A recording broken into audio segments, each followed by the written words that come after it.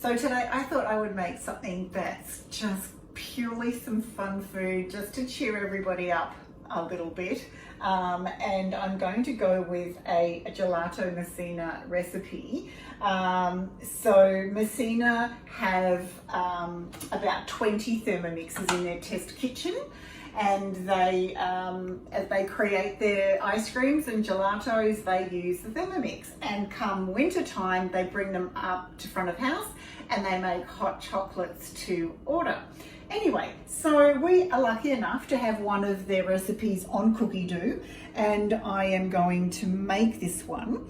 So I'm just going to take a look at the recipe, and the recipe is called peanut butter gelato, and the first step I see here is making peanut butter, which I already have done. I'm using a bought one this time, but I have made my own peanut butter many times. But what I can do with the Thermomix screen is I can actually go to the next step just by pressing on that step. So I've bypassed the peanut butter step and I'm going straight into the next one, which is weighing in 650 grams of full cream milk. And then I'll go with popping on the measuring cup and the lid.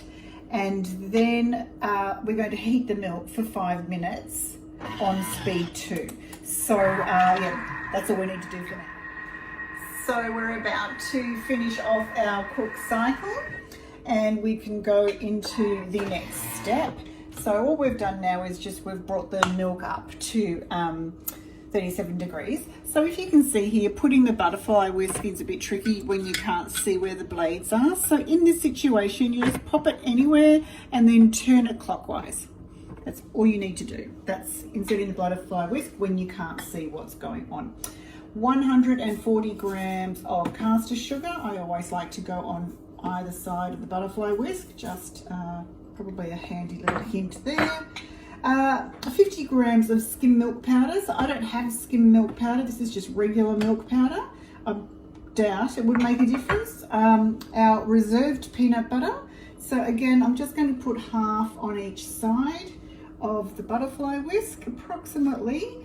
So this is the peanut butter from the first part of the recipe. So you can either make or you can and now we're just going to give this 8 minutes at 90 degrees on speed 2. So be back in 8 minutes. So this is up, and we're just literally bringing it up to 90 degrees. So we've got a nice hot steamy peanut butter gelato mixture happening. And we will just head over to the next step, and we're just going to whisk that for 10 seconds on speed 4. So that's what our butterfly whisk does. Whisks and helps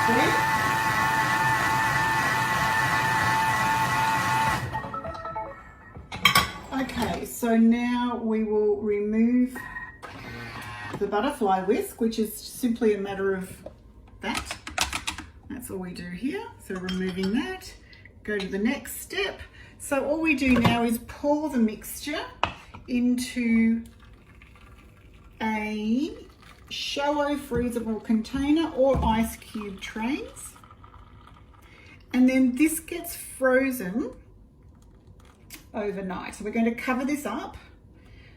Just going to read the recipe. I haven't actually made this before. So ice cube trays, cover with plastic wrap, allow mixture to cool to room temperature before placing in the freezer. Okay, so it's the next day. I've taken the ice cream gelato out of the freezer, and it's said to pop it in the fridge for 15 minutes to soften it a little bit. I just left it at room temp. So then we cut it into little blocks, and it says roughly 4 by 4 centimeters, but you know, I think that's a real approximation. And then half of this mixture goes into the Thermomix. So our blocks haven't really, yep, that's looking pretty good. So about half goes in, and I've already had a little sneak taste. It's going to be amazing, and it's not really rich, and I think that's important.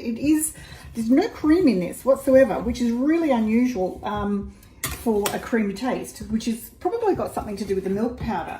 So pretty amazing recipe. So I guess Messina do know what they're talking about after all. They're probably one of the most famous ice cream places around.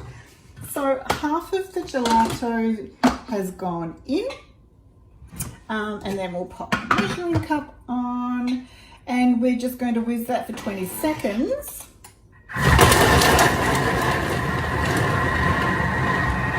Pretty quick.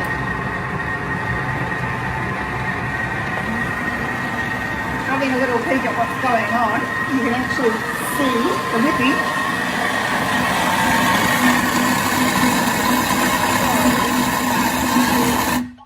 Alright, so next, with the aid of the spatula, so that's what this means, we're going to give it another 10 seconds.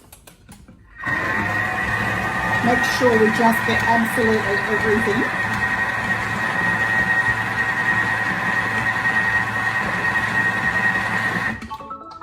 Great. I don't think I really needed to do that because it didn't really come up to needing that, but we now have to transfer this into a freezable container, and we repeat the exact same step that we just did. So identical for the second half, and then we pop it back into the freezer for 2 hours. So for tonight we are having ice cream for dessert. It's ready, and it looks incredible. Perfect texture and consistency, and very Messina-like, which means awesome. So I'm just going to pop it into this beautiful little ramekin, and I might just indulge and go for one more stunning round, like so. And then, of course, you could pop this into a cone, or you could pop it on top of a dessert, but I'm just going to go with this, keeping it simple and keeping it beautiful. And, you know, if you have a big family, you can just do a couple of rounds, freeze it all, and just have beautiful, healthy, relatively low-fat ice cream / gelato. Beautiful.